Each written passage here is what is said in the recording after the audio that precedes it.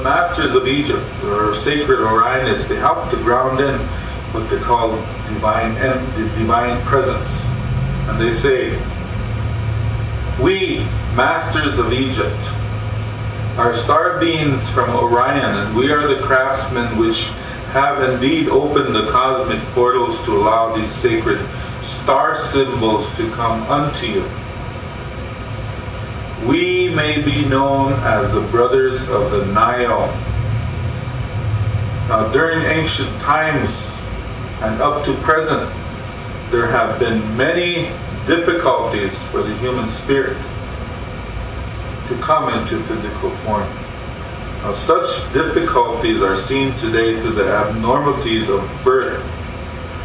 When there are deformities in the children, be it physical, emotional, or mental, this is because the spirit has not properly landed within the very physical form of that individual.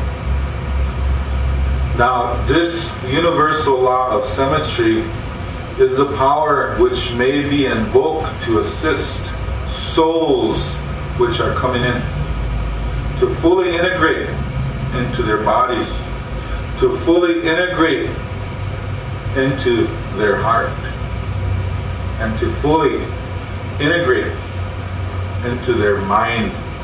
So you may call upon the masters of Egypt, our brotherhood of the Nile, to assist in this process. For we have many circles that focus upon birthing the star children. Now, for those who are already here in physical form and who are seeking their enlightenment, let it first be known that in ancient times that enlightenment was a gift of birth. It was a bestowal of Creator that began from the very conception of each individual. So therefore, this is to say that everyone was enlightened. Everyone had their crystal connection with Spirit, remembering their lives before and also their lives yet to come, and remembering the sacred tree of life with no questions as to who they are, why they are, and how to serve. Think about that.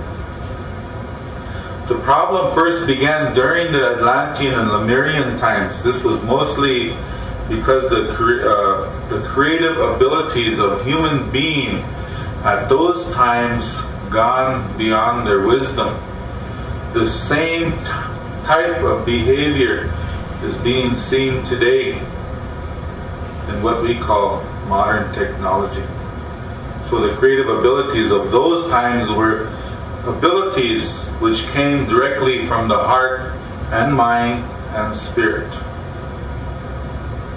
Therefore, many of peoples of ancient times committed that sin against the Holy Spirit, using the Spirit to create something which is not balanced, not symmetry, not in accordance with this universal law. Therefore, these misqualifications of sacred light brought forth karma unto the peoples. Now, the first karma which came along was that which separated the human being from the rest of cosmic creation. So soon developed were blockings within the physical form as well as within the mental and spiritual bodies of human beings that prevented the lifeline to spirit from flowing as it had. This brought on a whole barrage of spiritual difficulties as well as ethical problems, and developed to what you know today as politics. So there are many in ancient times that came to help human being out of these problems, which we at that time called landing moons, because those beings that created out of balance with the universe were those that had just come to this planet, and they were new to the laws of this creation of Mother Earth. Therefore, they often misuse their sacred gifts in this plane of activity because they did not understand. They were too fascinated with the ability to create humanoid forms, to create other life forms, and to create physical forms like buildings into which they breathed their spirit. Yet they were not following the sacred principles of our Mother or the divine plan of Creator. So this brought about the maladies which you experience, problems, and which we already have explained. So this is some of the brief history of why it is difficult for spirit to come and to manifest as human being, remaining in complete contact with the before and yet to come. So at this time, we, the Brotherhoods of the Nile, have given permission to release sacred information to assist human beings in manifesting their divine presence on Mother Earth. So first of all, the use of the mind and the use of attention, direction. The human mind, when focusing upon anything with great strength and singleness, achieves that purpose. Therefore, as the Wambli, the Eagle Nations have spoken, set your minds upon spirit and you will become spirit again. So recognize this on this spiritual mind way. So in this case, in this instance, we suggest that you set your mind upon your higher self and higher spirit and pray for it to come in. Pray for your bodies to be cleansed. Pray for your hearts to be prepared. Pray for your minds to be clear so that your true spirit and true essence and true starry nature can manifest within your being. Now the second step is to accept your starry nature as your true nature, to accept your presence which comes from the great central sun as a true self, who you are. This means surrender that little ego, that little self, and allow it to dissolve away within the crystal fires of the Wimuke, the rainbow, to be replaced by the true fires of your higher self. Now the third step is to begin to enact this walking in of your higher nature.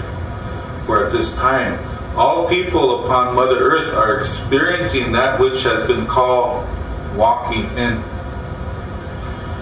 In other words, your higher self, which has been disconnected from you, now through your prayer and desire can come into your consciousness, transforming who you have known yourself to be into that which you are in the Creator's heart, mind, and spirit. So you may call upon our Brotherhood. We will come and surround you in this process, as well call upon the angels of initiation. Ask your higher self and guardians to begin this initiation of true starry nature. Now, night upon night, our Brotherhood will come to you, as will the angels, as will your higher self and your guardians, and begin this step-by-step process of initiating you into your higher mind, higher heart, higher body, and higher spirit. Now, fourth, you remember the fourth. Know that your responsibility is daily prayer, meditation daily, setting your desire and will upon becoming spiritual nature.